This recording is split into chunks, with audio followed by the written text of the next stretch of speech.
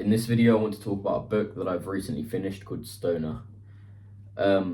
This book follows the life of an ordinary man. He grows up in pre-World War One times on a farm in America, and early on in his life, he moves to a university, and he goes on to live an average life. He finds a passion for literature early on, so he switches his course from agriculture to some sort of English or literature, and then he finds a wife, and he does things that typically we don't write about in a day-to-day life, right? Nothing extraordinary happens in this book.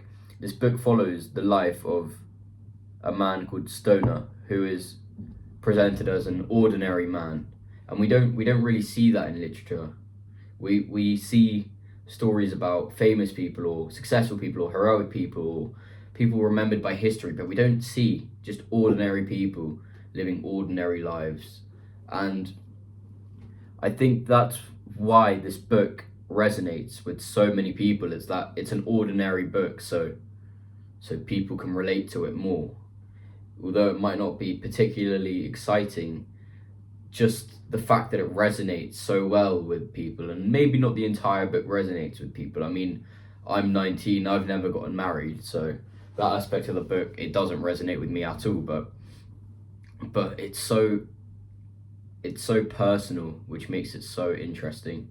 And it's not, though it's written about a guy that lives a mediocre life, it's not mundane. It's interesting the way it's written, and I'll get back to that later. But the author, John Williams, he really does have a talent, because being able to write a story is one, or being able to come up with a story is one thing, but being able to put it into words, and words that are interesting, words that captivate you and make you want to read on, is what separates a good author from an amazing author, in my opinion. Sorry, I've written notes on the side here, so that's why I keep looking to the side. So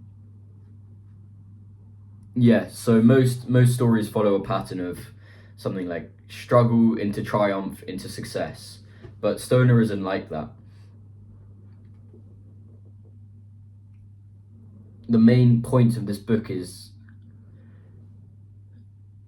his career that never really reaches its full potential, the quiet failure of his marriage, like conflicts at work that are never really resolved, and dreams and ambitions that slowly die out. So things that happen to ordinary people, because if these things didn't happen to ordinary people, it'd be great people. People whose ambitions, they don't die and create something amazing. They're not just an ordinary person. They created something amazing, right? They're great for the most part, right? Not all ambitions are amazing. But this man who lives this mediocre life, these things that happen in his life, like the slow failure of his marriage, or the quiet diminishing ambitions that he had, they're not dramatized like in most books. These are like key events in someone's life, right? But in real life, these things, they happen slowly. They don't happen just, or they might happen all at once, but for the most part, people's marriages don't just suddenly fail. They can, I mean, they can. Someone can cheat and find out, and that's sudden. All like that, everything's gone. But for the most part, it's just quiet failure. People just slowly put in less effort, and things fail, and people slowly don't give in to their ambitions more and more. Like the same thing with effort, and they slowly give up on their ambitions. And this is what happens in Stoner. It's quiet, not dramatized, but there's something that you can resonate amidst that, and I think it's quite personal on that level. But despite his quiet life and these quiet failures, right, he still has a reason to live, and that's quite touching in a book like this. And this reason to live is, in his case, his love for literature. So he didn't grow up loving literature. He grew up on a farm in a working class family, helping his parents, right, on the farm, until they sent him off to university. A university in the area recently opened up an agriculture course, so they send him to that and hope that the things he learns there, he can bring back and help the farm grow and help his parents make more money, especially since they're growing old and manual labor isn't the easiest when you're growing old, and obviously physical labor comes harder. So he makes a decision once he's in university that he likes literature and he wants to pursue that in his life, so he does. And this love of learning, and he later becomes a teacher in that same university. This love for teaching and learning, I think, is what gives him the spark to carry on, is which gives him the oomph, right? Because when people lose purpose and passion, that's what slowly kills a man. But everything in his life slowly fails except for his love for literature. That's the one thing that we see like continue the entirety of the book. It's his constant love of literature and learning and teaching as well. He loves teaching and talking about what he loves, which is quite touching in a way as well. So it's not just about this guy's mundane life. He does have a passion in his life, which is teaching. And anyone that has a passion for literature or teaching or learning or anything, even academic, and it doesn't even have to be academic, anyone that has a passion for anything can relate to this in a sense. I mean, it's easier if you relate to it in a sense of you like academia, but even if it's a sport or something that you like, you can still relate to this. And I think this is why this book has become so much more popular recently. After it was published in, it says 1965,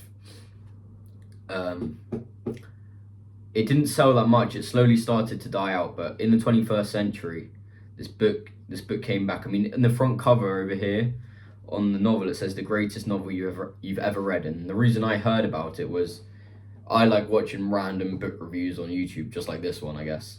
But in the comment section, I usually check the comments for book reviews and book recommendations. And the common recommendation, all of these, I mean, you always see Dostoevsky and Tolstoy and stuff, but I'd never heard of this book or this author, and it's rarely ever talked about, but only in comment sections I'd always come across this. So I thought, like, if this many people want to recommend such a niche book, it's got to have something, and it does, and that's why I'm making this video. And the last thing I want to mention, I quickly touched up upon this before, but it's about this guy's mundane, mediocre life, but it's not a boring book, and the reason for that is the way John Williams writes this book. There's nothing that's like slop in this book. Everything is written intentionally, and it's cleanly written, and it's constrained, and it's concise. Every chapter has something. Nothing is pointless. Everything's written for a reason, and that's why I like books like this. I know I'm getting value out of the next thing, and I know I'm getting what I asked for. I wanna find out what's happening next in the next chapter, and the next chapter tells me I don't have to wait. It just keeps coming, and it ends when it needs to end. But you want it to continue, but you recognize it does need to end there. It just doesn't go into detail on things it does need to go into detail, and it's beautifully written. And before reading this book, I always heard people say like, oh, this book's so well written, but I never really thought about that when I was reading before. I mean, I've read like lots of George Orwell, and I've read other classics, like I've got Brave New World there on my shelf as well. But this book,